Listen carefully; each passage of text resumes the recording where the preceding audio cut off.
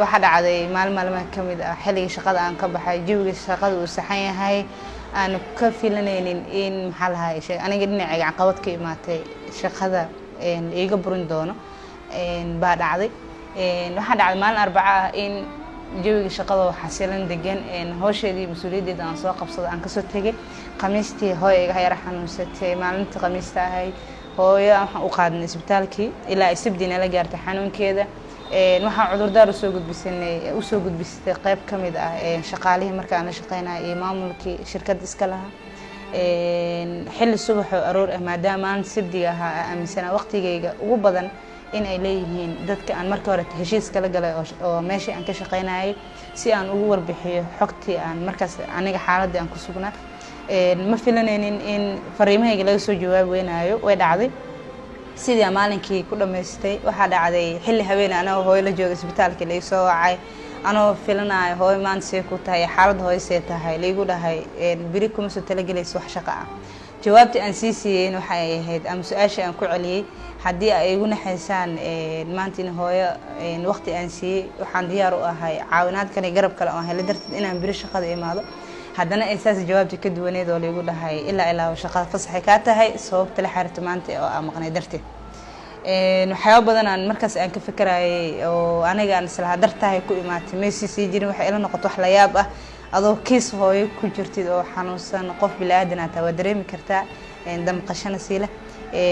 laguna sii sheegay meeshii maxaa lahaay shaqada ka shaqeynaysa adoo waxba filanaynin in xilli habeen lagu dhaho shaqada waa laga joojiyay horta dulmiga markii la qarayo anaga dhexdeena ku faafaa ana aragtidii igu dhacday hab qoraal ah oo isticmaalo waa tan social media maanta taalo qof kasto dareen ah ama naxariis la hadii uu shaqaale loo yahay uu ka dhimrin doonaa si aaminsanahay qofka shaqaalaha soo la dhaqmi lahaa xitaa inuu waxa laga yaabo oo ku tusaale qaato qofka maadaama xanuunsan yahay ama waarid ka xanuunsan yahay xilligan kuma haboona xitaa uu ka fikiro horta marka qaar dulmiga inaan la qarsanin oo la soo baahiyo aad u wanaagsan tahay tan kaleeto gabdhaha Soomaaliyeed oo shaqeynaya waa ogsoonahay in dacadiyo badan ay la kulmayaan waayo meelaha loo shaqeynayo waxa u badan raggi dacadiga ugu yar waxa laga yaabaa maalinka dumarkeena Soomaaliyeed waxa jira xilliyada qaar ay shaqeyn karin ay si shaqeeyaan waliba gabdhaheena waa dad aad u dhiiran waxa laga yaabaa bishii oo kaleeto xaalad gaar dumar inay ku jirto xaaladii aan la fahmin xitaa waqti loo siinin ay ku nasato marka ayagana waxa la in isku duubni sameeyaan gabar kasta oo Soomaali ah xirfadda ay leedahay in gabdhaha kale uga faa'iideyso waa awood aniga ka shamsa ahaan sheerarkeyga inaan u furo wiilasha Soomaaliyeed ama qof kasta aniga ehel ah oo wiil ah laakiin waa ka ilaaliyay waxa aan maanta ku wada joogno waxay tahay 4 dumar ah aan hawshan maanta ku bilaawno kuna wada kicinay mar gabdhaha waxa leeyahay isku duubni iyo maxaa la dhahay aqoontiina inaad ka faa'iideysataan oo aad noqotaan dad dulmiga aan u helinin maanta marka adiga dulmiga aad diidid waxa laga yaabaa biro qof walaasha inaan mar labaad aan lagu sameeynin laakiin kullama aad dulmiga adiga qarsatid wax adiga ku gubaya jiilka soo socday gabadhaada gubi doona noqon doona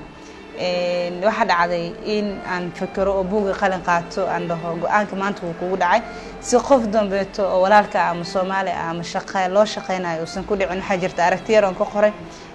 in dadka xitaa loo naxariisto marka qaar xaaladaha ay ku sugan yihiin hadii ciqaab xitaa galaan aan lagu wajihinin buug noocaas oo kale dhinaca shaqaalanimada aan bilaabay inaan aasaaso qoro sababta marka aniga dareenka iga dhex guuxay darteed fadlan subscribe gabalelkana riix si aad u heshid muuqaalo cusub oo xiiso leh